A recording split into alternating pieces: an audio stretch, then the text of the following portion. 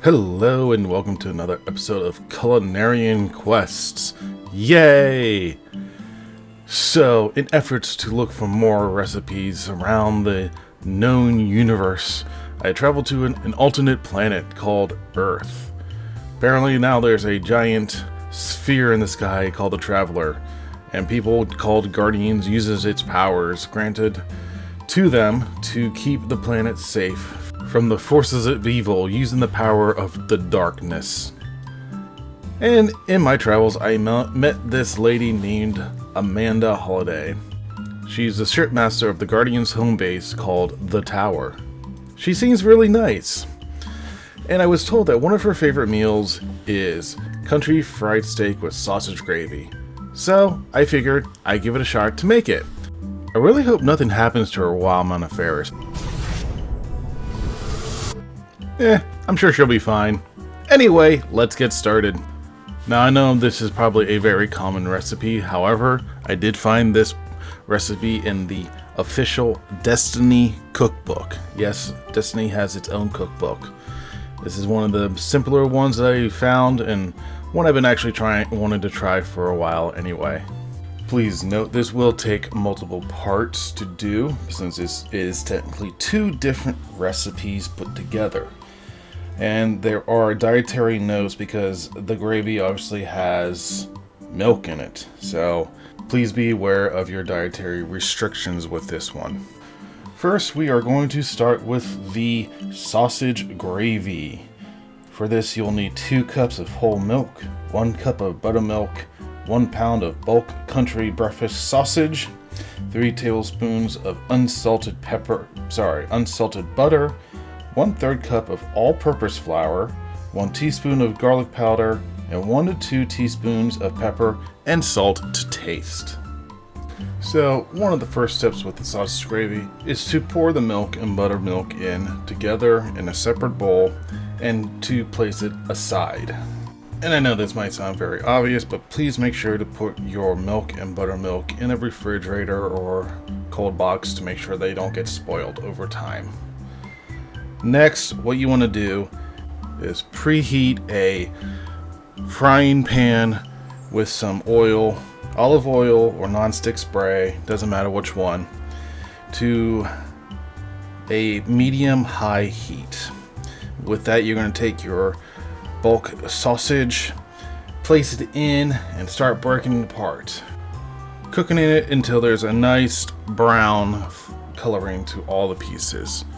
Now, I say all the pieces, but sometimes there's going to be 1 or 2 pieces that are small that probably broke off in the process, and it's pink. That's fine since you're still going to be cooking them, and meat will continue to cook itself even when off heat for a while. This step should take you about 10 to 12 minutes depending on the sausage, and if you have the heat all the way up to medium-high as suggested. Once all your sausage is brown and broken apart to pieces that you are good with, remove all the sausage from the pan. However, you want to leave the grease behind. This will add flavor to what's coming up. Next up is the actual making of the gravy itself. So take your 3 tablespoons of butter, throw it on with your grease, and let it melt. A couple pieces of sausage here was popping off, so just be careful of stuff like that happening. You could easily burn yourself a little bit. Next up is the one step I find kind of frustrating just because of how I am with stuff. It's adding the flour to your gravy. Well, not to the gravy, to the butter, to make the gravy. So with this, you'll add the flour, the garlic powder, and the salt and pepper. I know it says in the book to do that afterwards, but I wanted to do that beforehand just to get the flavor in, and I'll be doing it again later. But as you can see, it's thickening up really well here. And when you add your milk and buttermilk combination to this, it kind of looks meh. So when your roux is all combined together, you will be adding your milk and buttermilk combination. to thicken up and make the gravy itself, as shown here. It says to do it slowly, but well, me being me, I kind of I didn't have the patience to do it slowly. And yeah, so again, this is just me. Experience it from work. We want the milk and buttermilk to be boiling, but at the same time you don't, because you don't want to burn or, oh shit, I forgot I did that. Don't do that either. You don't want to have that lovely burnt milk smell permeating throughout your entire kitchen for the rest of the day, because that's basically what happened.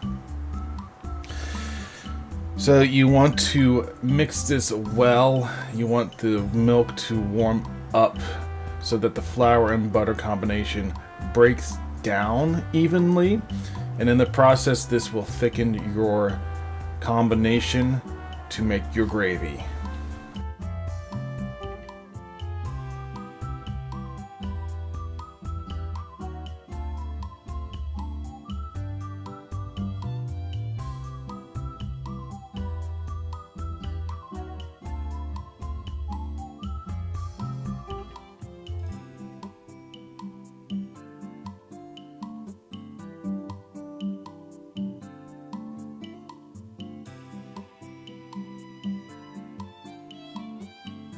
And now here's the point where you add your sausage to your sausage gravy.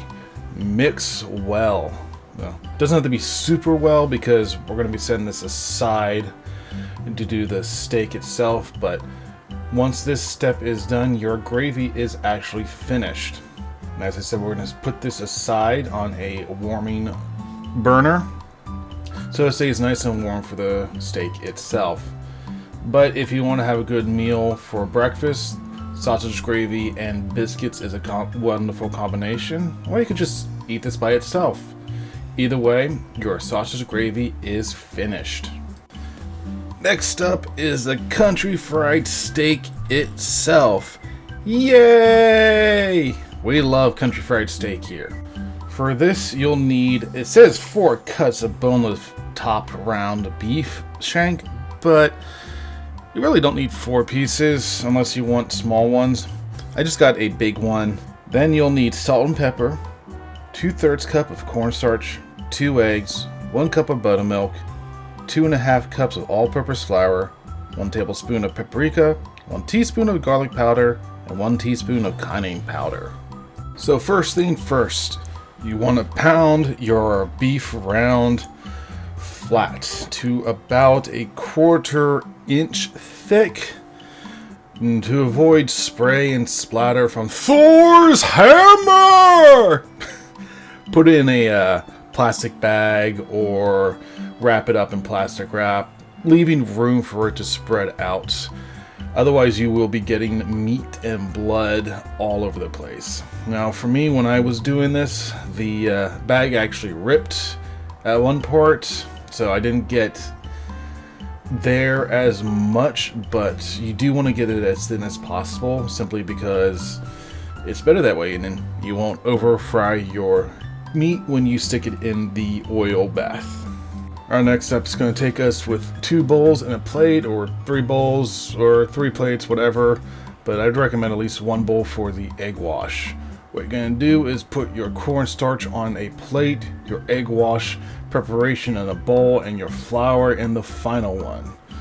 You're going to put your seasonings of garlic powder, paprika, and cayenne pepper in the flour and mix it up so that it will be evenly spread out for when you coat it.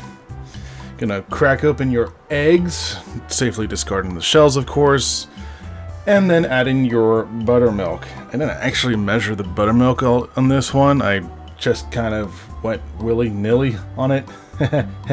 Not really willy-nilly, but just enough to the point I felt was okay. And then you're going to take your cuts of beef, put it one in the cornstarch, coating it nicely, putting it in the egg wash mixture, coating that nicely. Of course, some of it's gonna come off and all that. And then finally, you are going to mix it in your flour, evenly coating everything to the point it is covered nicely. And once all your pieces are covered, set them aside for 10 minutes and let them sit. Now, this is the point where I actually did make the sausage gravy while letting the steaks rest in the flour. You don't necessarily need to do that as I did, but this also would be the perfect time to start getting your oil to a nice warm temperature, to about 325 degrees Fahrenheit. I think you can go a little higher. You just have to cut down your cooking time, but 325 should be perfect. Once you are up to temp, you're more than ready to put your steaks in the frying oil. Now each side should go for about 2 to 3 minutes each, or until golden brown. Once everything is fried up and ready to go, take it out and place it on a plate or cutting board with some paper towels to absorb any excess oil that has accumulated. Do this for all the pieces that you have. I had 3 pieces cut, so that's what I did, and it was good. Then when everything is ready to go, nice and rested, oil has been either seeped off through the towels or you pat them dry, it's up to you. You are ready to put your sausage gravy onto your steak and have a delicious meal. Now keep in mind that the gravy will thicken over time. As you can see here, mine was a little too thick, but nonetheless it was still delicious. I would also recommend, since this is a very heavy meal, you either have some sort of green or salad. In my case, I had both. There's nothing wrong with that. I love broccoli on my side and little mixed green salad with carrots, celery, onions. It was a delicious meal that night. So with that, I would like to say thank you very much for listening. I hope you give this meal a shot, and I'll talk to you later. See ya.